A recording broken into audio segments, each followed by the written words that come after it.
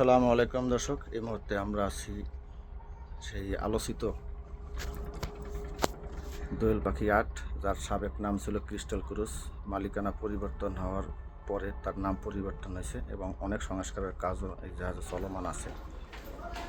আর সেই বিষয়ে একটু যেটা আপনাদের সাথে শেয়ার করার চেষ্টা করতেছি। ভোলা, ইলিশ এবং কালীগঞ্জবাসী কী ধরনের সার্ভিস পেতে যাচ্ছে বা সুযোগ সুবিধা পেতে যাচ্ছে এবং অন্যান্য আরও আনুষঙ্গিক বিষয়ে অনেক আলোচনা আছে। আর আপনারা ধৈর্য সহকারে ভিডিওটা দেখবেন এবং আপনাদের মতামত জানাতে পারবেন। ধন্যবাদ। আছে দোয়েল পাখি আট লঞ্চের ইনচার্জ ড্রাইভার জিয়া ভাই। তো জিয়া ভাই কেমন আছেন? আলহামদুলিল্লাহ, আসসালামু আলাইকুম। এটার নাম ছিল ক্রিস্টাল ক্রুজ, জি। এখন নাম এটার পরিবর্তন হয়েছে এবং সংস্কারের অনেক ধরনের কাজও আমরা দেখছি, বা ভোলাবাসী যারা আছে বা লঞ্চ কমিউনিটিতে যারা যুক্ত আছে তারাও দেখছে। এবং বিশেষ করে একটা ভিডিও ভাইরাল হয়েছে, সেটা হলো প্রোপেলারের দাম নিয়ে। এই বিষয়টা সম্পর্কে আপনি ক্লিয়ার করবেন একটু।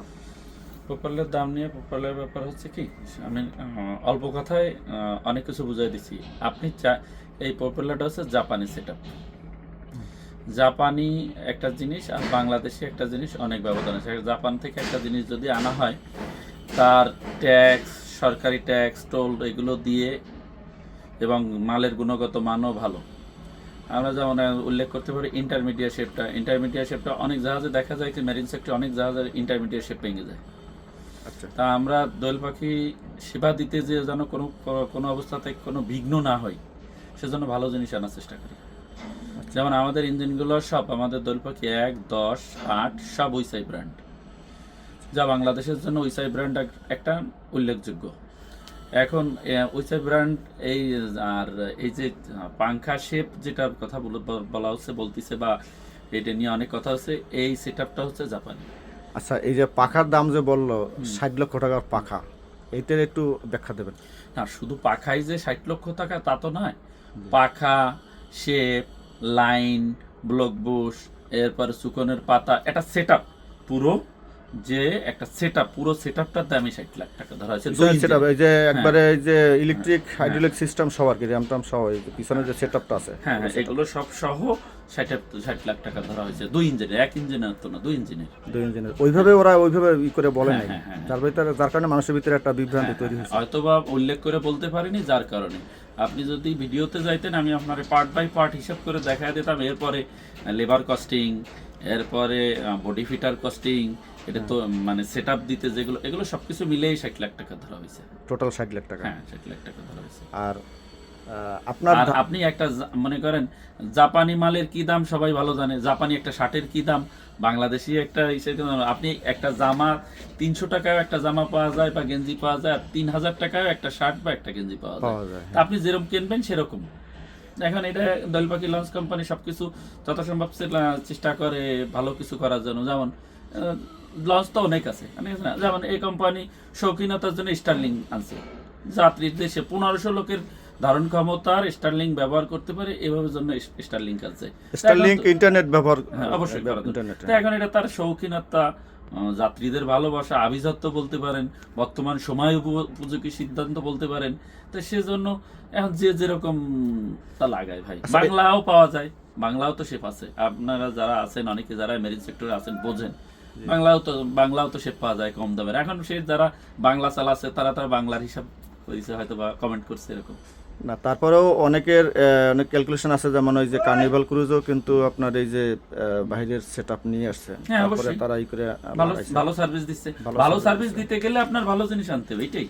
হ্যাঁ, তবে আপনার এই সেটআপটা আপনার কিছু মোটিভই হয়েছে, যেহেতু চায়না ইঞ্জিন, আবার যদি জাপানি ইঞ্জিনের সাথে জাপানি সেটআপ আসতো, তখন আবার এইটা ফিটিং হয়েছে। জাপান চায়না সেটআপ, যেমন সুকনের পাতাটা আনা হয়েছে জাপানি, এখন আইনে দেখছে জাপানি সুকনের পাতায় যে পাংখার যে পানির মাছ, যেহেতু এই দেশে তো ইসে চলবে না, সাগরে চলবে না, লঞ্চটা চলবে নদীতে, ঠেকবে, এইটা সেক্ষেত্রে অনেক কিছু মডিফাই করা হয়েছে। প্রোপেলার মডিফাই করা হয়েছে। হ্যাঁ, অনেক কিছু তো মডিফাই করা হয়েছে। তো যাই হোক, মানে যার সাথে যা খাটবে সেভাবে মিলিয়ে করা হয়েছে। তা আপনার কি ধারণা, যে ডগের থেকে আপনারা এখানে আসছেন, যে যতটুকু চালাইছেন তাতে কি বোঝা যায়? আশা করি ভালো সার্ভিস দেবে, এরকম কিছু বোঝা যাচ্ছে, ভালো কিছু হবে। ইনশাল্লাহ সেটাই আমরাও আশাবাদী, আপনারা ভালো সার্ভিস দেন, ভোলাবাসী ইলিশাবাসী ভালো সার্ভিস পাক। জি। আর এই দোয়েল পাখি 10, হ্যাঁ। এটা দোয়েল পাখি 10-এর উদ্বৃত্ত দিয়ে এইটা প্রসঙ্গ টানবো। দোয়েল পাখি 10 ঢাকা থেকে ইলিশায় কয় ঘন্টা যেতে পারে? ঢাকার থেকে ধরে মনে করেন 7:30, 8:30, 9:30, 10:30, 11:30, 12:30, চাইলে 5 ঘন্টায় পারে। 5 ঘন্টা 5.5 ঘন্টা পারা কোনো ব্যাপার না, কিন্তু এখন অবস্থার পরে ভিত্তি করে আর কি। ব্যক্তি করে হ্যাঁ, যেহেতু ডেলি সার্ভিসের লঞ্চ তো ভাই, আপনার একটা জিনিস যদি প্রতিদিন চলতে থাকে সেক্ষেত্রে সব কিছুরই একটু হয় তো ক্ষয় আছে বা এই ঘাটতি হয়। হ্যাঁ। তো জাপানি ইঞ্জিন ব্যবহার না করে আপনার এই যে উইসেই ব্র্যান্ডটা কেন বেছে নিল? আমাদের কোম্পানি সাশ্রয়ের জন্য না অন্য কোনো ইয়ে আছে? অনেক ক্ষেত্রে সাশ্রয়, এটাই বলা যাবে। কারণ হিসাব হচ্ছে আমি 5 বছর চালাবো, 3-4-5 বছর চালাই, ইঞ্জিন আবার দুটো ফেলাই দিয়ে আবার নতুন দুটো হবে। যেমন আমাকে দোয়েল পাখি একের ইঞ্জিন একটু ফাঁকে ফাঁকে ডিস্টার্ব হতো, একের ইঞ্জিন ফেলাই দিয়ে নতুন ইঞ্জিন আবার লাগাইছে। কারণ এক কথা হচ্ছে ভালো সেবা দেওয়ার জন্য। কারণ ইলিশা দ্বীপ জেলা, অনেকের ব্যস্ততা থাকে, সময়ের ব্যস্ততা থাকে, সেক্ষেত্রে এইদিকে লেগে যেমন দোয়েল পাখি 8-এ আমাদের লাশের জন্য আলাদাই ফ্রিজিং রুম করা হয়েছে, আলাদা একটা ফ্রিজিং রুম করা হয়েছে, যা বলার কোনো লজ্জা নেই। সেটা কোন জায়গায়? বেশ সাইডে? হ্যাঁ, একেবারে দোতলায়, নিচতলায়, সামনে ডান সাইডে। শুধু ওই রুমটাই ওইখানের ওই মানে ইসের জন্য, লাশ রাখার জন্য এই রুমটা করা হয়েছে। কারণ অনেক লঞ্চে দেখা যায় এগুলো সাহেবের কাছে, আমার মালিকের কাছে একটু মানে কষ্টদায়ক মনে হয়েছে। অনেক লঞ্চে ছাদের পরে বর্ষার ভিতরে লাশ বীজ দিছে, মনে করেন আমার বাবার লাশটা যদি ছাদের পরে বেঁচে, আমার কাছে কষ্ট লাগে। এই জন্য এইসব দিক বিবেচনা করে যে না, ব্যবসা করি ঠিক আছে। মানুষ দুনিয়া থেকে, মানুষ যেহেতু আমরা মানুষ হিসেবে দুনিয়া তালা তালা পাঠাইছে, প্রত্যেকেরই চলে যেতে হবে। হ্যাঁ, তো এই জন্য আর কি ওই মানে একটা মানে উন্মুক্ত জায়গা আর কি, উন্মুক্ত জায়গার ভিতরেই আপনার যখন লাশ থাকবে তখন তো আপনার লোকজন, লাশের লোকজন থাকবে না, থাকবে, চলে যাবে।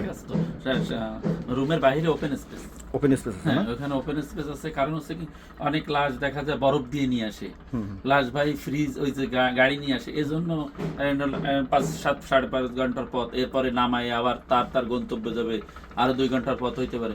সেজন্য ফ্রিজিং রুম, মানে এসি রুম লাশের জন্য, আর বাইরে ওপেন স্পেস। ওপেন স্পেস না? সুন্দর সিস্টেম করছে সেটা আপনাদের। আর এটা টাইম ঢাকা থেকে ছাড়বে কয়টায়? সকাল 8টায়। আর ইলিশা থেকে রাত 8টায়। এবং যাত্রীদের জন্য কি পরিমাণ কেবিনের ব্যবস্থা আছে? 140 সিট আছে, তার ভিতরে ভিআইপি আছে 8টা, এরপরে ডাবল, সিঙ্গেল, আবার মানে ফ্যামিলি বেড আছে। সব ধরনের অপশন রাখা আছে দোয়েল পাখি হাটে। মানে আপনার সিঙ্গেল অথবা ডাবল কেবিনের সাথে কোনো অ্যাটাচ বাথ আছে? হ্যাঁ আছে, অ্যাটাচ বাথ সিস্টেম হ্যাঁ আছে না? আছে। আপনার এই সিঙ্গেল ডাবলের ভাড়া কত করে?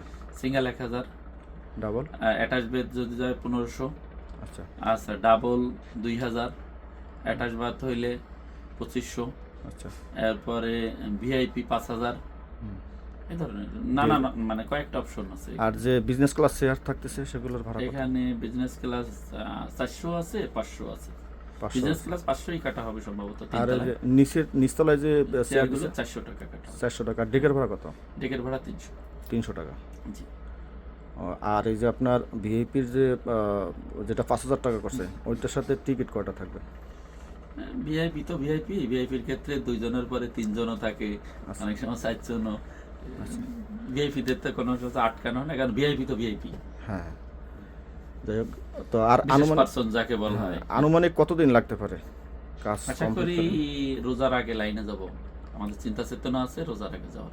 রোজার আগে মানে ঈদের আগে আর কি মোটামুটি জি। কমপ্লিট আর কি করবে কাজ। তো এটা তো আপনারা অনেক কাজ করছেন, সংস্কারের কাজ করছেন। জি। আর মানে বডি কি আগের থেকে কি হালকা হয়েছে? হ্যাঁ, বডি আগে যেরকম স্টেবিলিটি সবকিছু ঠিক আছে। স্টেবিলিটি ঠিক আছে, মানে একটু আগে একটু গর্জিয়াস লাগে আমার কাছে, আমার যেটা মনে হয় একটু ছোট ছোট লাগে আর কি। মজবুত হয়েছে, হ্যাঁ অনেক মজবুত হয়েছে। আচ্ছা, ইঞ্জিন কত হর্স পাওয়ারের ইঞ্জিন দেওয়া হয়েছে এটা? মানে কি জাহাজের ধরন অনুযায়ী? এখন জাহাজের ধরন অনুযায়ী যতটুকু প্রয়োজন এবং ভালো সার্ভিস দেওয়ার জন্য যা প্রয়োজন ততটুকু দেওয়া হয়েছে। আচ্ছা, ধন্যবাদ। আর পাখা তো মোটামুটি, তারপরে গিয়ার হলো চায়না গিয়ার না? জি। ইঞ্জিনও চায়না ইঞ্জিন। রেশিও 3। গিয়ারে রেশিও 3। আচ্ছা, তো যাই হোক, শুনলেন বিস্তারিত।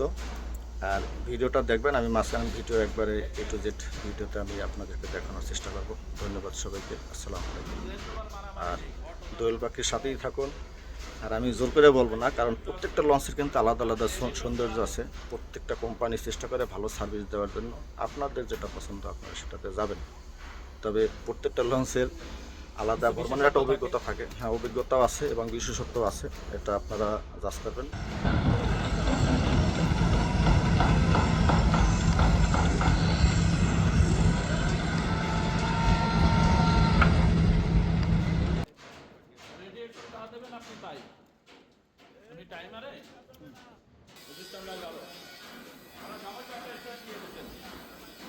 হ্যালো, আমার বিআই ডগে কাজ করতে করতে বিআই অনেক ক্লান্ত হয়ে গেছে, সবাই দোয়া করবেন।